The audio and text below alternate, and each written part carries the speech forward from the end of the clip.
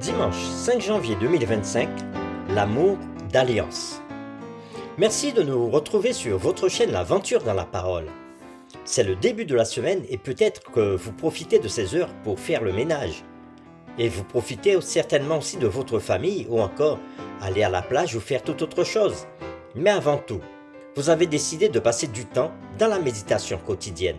Alors, nous vous souhaitons une bonne écoute. Notre communauté s'agrandit et c'est grâce à vous. Soyez vous aussi actifs avec nous pour répandre le message et vous pouvez le faire en likant, en partageant le lien. Nous vous invitons à vous abonner pour recevoir les notifications chaque jour. Et pour un confort d'écoute en continu, nous vous proposons la playlist de chaque semaine. Le texte à mémoriser de cette semaine que nous vous invitons à dire avec nous se trouve dans Jean chapitre 14, le verset 23. Jésus lui répondit, « Si quelqu'un m'aime, il gardera ma parole et mon Père l'aimera. Nous viendrons à lui et nous ferons notre demeure chez lui. » Nous vous invitons à le redire avec nous. Jean chapitre 14, le verset 23. Jésus lui répondit, « Si quelqu'un m'aime, il gardera ma parole et mon Père l'aimera. Nous viendrons à lui et nous ferons notre demeure chez lui. » Quelle est la limite de l'amour de Dieu? Quelles sont les conditions à remplir pour être aimé par Dieu? Y a-t-il une relation entre amour et alliance? Les réflexions de cette semaine nous aideront à répondre à ces questions et aujourd'hui nous le faisons avec la séquence « L'amour éternel de Dieu ». Les Écritures sont claires. Dieu aime tout le monde. Le verset le plus célèbre de l'Écriture, c'est Jean chapitre 3, le verset 16, qui proclame cette vérité.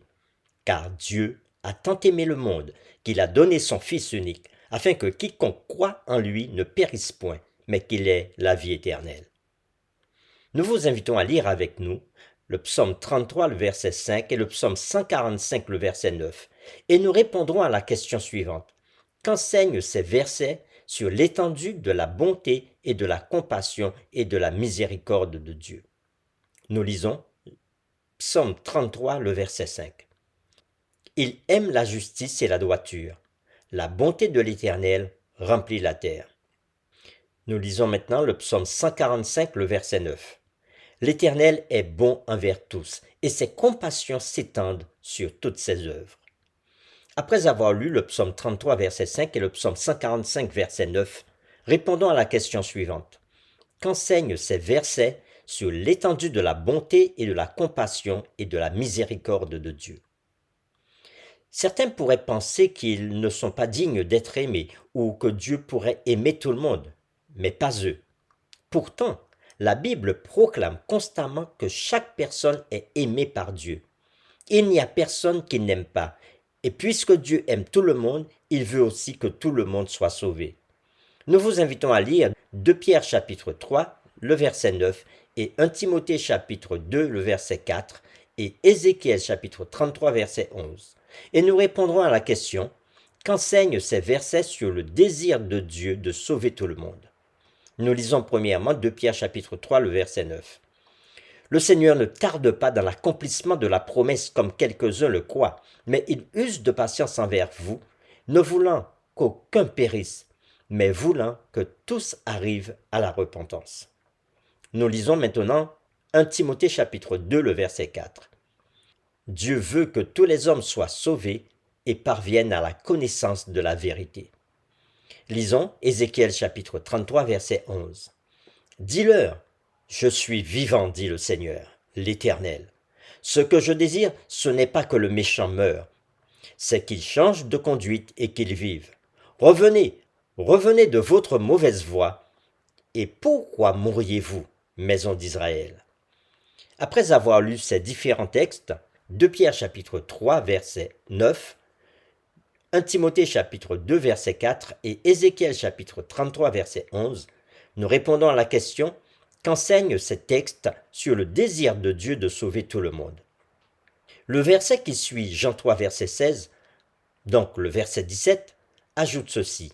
« Dieu, en effet, n'a pas envoyé son Fils dans le monde pour qu'il juge le monde, mais pour que le monde soit sauvé par lui. » Si cela ne dépendait que de Dieu, chaque être humain accepterait son amour et serait sauvé.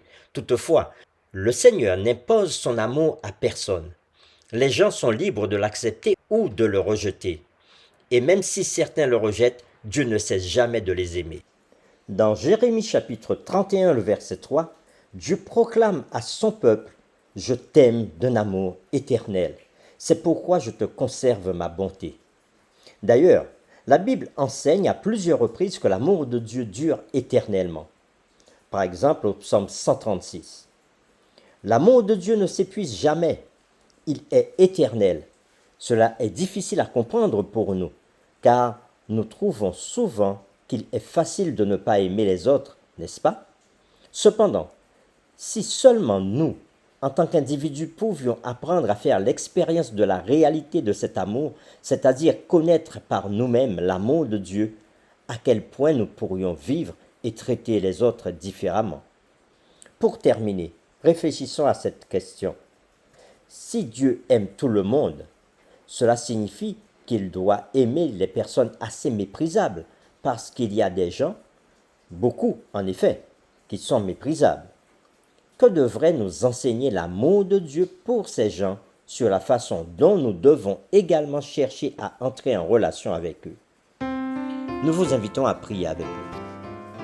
Seigneur, à travers les paroles que tu nous as apportées comme enseignement aujourd'hui, nous avons compris que tu aimes tout le monde, quel qu'il soit riche, qu'il soit pauvre, qu'il soit méprisable, mais tu aimes tout le monde.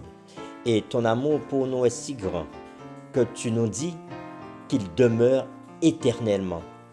Merci Seigneur pour un amour si grand, si puissant. Merci de nous aimer autant. Nous t'avons prié au nom de Jésus. Amen.